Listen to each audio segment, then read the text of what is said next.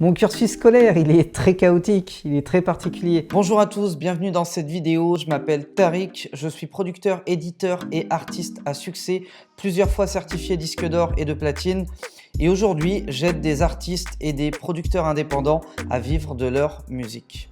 J'ai fait l'école normale, tout ça, machin. J'ai été jusqu'au bac. J'ai eu un bac S, difficilement. J'ai pas eu une note incroyable au bac, franchement. Des gens s'attendaient peut-être à ce que j'ai une mention exceptionnelle, mais non, c'est pas le cas. Franchement, j'ai eu mon bac S. Mon projet après le bac, c'était de faire une grosse école de commerce. Je savais pas trop pourquoi, mais je savais que je voulais faire du business. Déjà, j'avais cette fibre-là. Je faisais déjà de la prod à ce moment-là, mais pour moi, c'était pas incompatible de faire du business d'un côté, de la prod de l'autre. J'avais fait des concours pour aller à HEC. J'ai été admissible. Donc admissible, c'est quand tu passes au concours, que tu l'as eu, tu es reçu à l'oral, et après que tu passes l'oral, tu as de nouveau un entretien. Et si cet entretien se passe bien, tu peux intégrer l'école. Donc moi, j'avais eu les concours écrits, l'oral, et puis j'avais eu un entretien donc qui était voilà, on se voit pour se voir, mais c'est ok pour nous. Un truc que j'avais oublié de prendre en compte dans mon histoire, un truc qui revient constamment, c'est que je suis très indépendant. Je parle pas beaucoup, je communique pas beaucoup. D'ailleurs, mon équipe me le rappelle à chaque fois. Je suis quelqu'un qui va très vite dans ses décisions. Et quand j'ai décidé de faire des concours HEC, donc c'est des gros concours qui te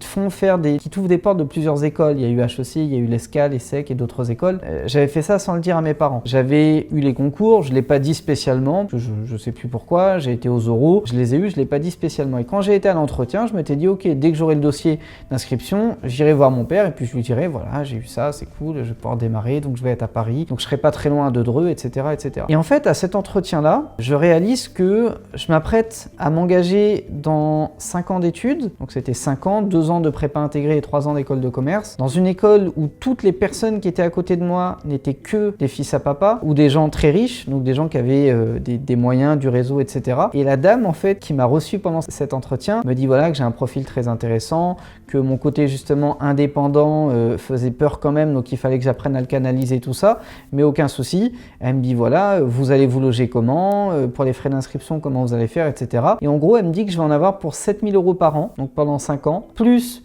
les cahiers, les livres, tout ça à ma charge, plus fallait bien que je me sape, et plus fallait bien que je me loge. Et là, je me suis dit merde. Donc là, pendant l'entretien, je souris, je fais le mec sympa, tout ça, machin. Et quand je ressors, je me dis putain, c'est un truc de dingue quand même, parce que je vais avoir 7 000 balles d'école. Ça, c'est juste pour avoir le droit de poser ton cul sur une chaise et d'écouter les profs, des fournitures, me loger dans Paris. Ça peut coûter une blinde, etc. Donc, en gros, c'est un budget de peut-être 70 000 € d'études sur mes 5 ans. Je les ai clairement pas. Et je savais que mon père les avait pas. Et je savais qu'il aurait été capable de se couper un bras pour me les offrir. Donc, ce que j'ai fait, c'est que quand je suis rentré, alors, j'ai omis un truc, je lui avais dit, voilà, que j'allais passer les entretiens, machin. Donc, quand je suis rentré, il m'a demandé comment c'était. Et c'est sorti tout seul. Je lui ai dit, écoute, je les ai pas eus. Donc, du coup, je vais m'inscrire en fac de droit pendant 2 ans. Et puis, ça me permettra de revenir après pendant 3 ans. Et là, ça posera aucun souci. Il me dit, ok, bah, c'est bien, droit. Au pire, tu pourras faire avocat, machin, ok, pas de souci, tu vas faire ça où? Je lui dis, oh, je sais pas trop, j'ai mis des vœux, voilà, je te dirai. Et donc là, du coup, je me suis inscrit en ligne, donc à l'époque, ça se faisait en ligne, j'ai plus le nom de l'interface, j'ai mis des vœux au hasard, et puis Montpellier a été les premiers à me répondre, avis favorable, et du coup, j'ai été à l'UFR de droit de Montpellier. J'étais boursier, j'habitais dans une cité universitaire, donc un trou à ras de 7 ou 8 mètres carrés, et je touchais 300 balles par mois de bourse, donc autant vous dire que ma vie était pas hyper sexy, mais je pouvais faire de la musique, j'étais pas obligé d'aller en cours. J'avais ce qu'on appelle des travaux dirigés qui étaient obligatoires, donc 8 ou 9 heures par semaine pour maintenir ma bourse, et le reste du temps, je pouvais faire de la musique. Du coup, c'est ce que j'ai fait. Donc, j'ai pas fait énormément d'études. J'ai quand même eu ma licence de droit, par chance, je pense, franchement, parce que j'ai pas foutu grand-chose. Et pendant 3 ans, c'était ça. Je faisais de la musique, j'allais en cours obligatoire, j'avais ma bourse. Je travaillais un petit peu à côté. Normalement, je n'avais pas le droit de faire compte tenu que j'avais une bourse. Mais du coup, ça me permettait de vivre avec à peu près 1000 balles par mois en tant qu'étudiant, faire de la musique. Et en plus, comme je commençais à vendre un petit peu mes prods, c'était plutôt cool. Donc, niveau études, j'ai franchement pas fait grand-chose. J'ai fait un bac S dont j'ai gardé aucun souvenir. J'ai fait une licence de droit dont j'ai gardé aucun souvenir. Sinon, j'ai appris sur le terrain. J'ai tout appris sur le terrain en 10-12 ans de galère, de supplice et de douleur, mais ça a marché.